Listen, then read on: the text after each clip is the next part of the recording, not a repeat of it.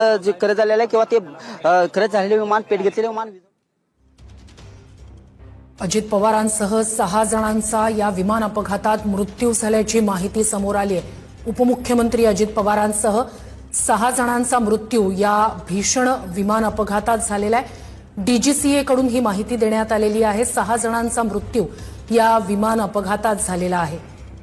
मोठा विमान अपघात झालेला आहे आणि यात अजित पवारांसह 6 जणांचा मृत्यू झालेला आहे। महाराष्ट्राचे उपमुख्यमंत्री अजित पवार यांचा विमान अपघातात मृत्यू झालेला आहे।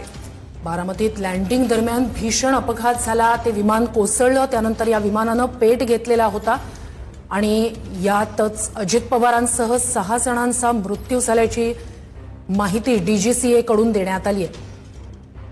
अत्यंत धक्कादायक। सकाळी सभेसाठी म्हणून अजित पवार निघालेले होते मुंबईहून। ज्या विमानानं ते छोट्या विमानानं जे नेहमी प्रवास करत असतात तशाच स्वरूपाचं हे छोटं विमान होतं। मात्र बारामतीत लँडिंग दरम्यान अजित पवारांच्या या विमानाला भीषण अपघात झाला।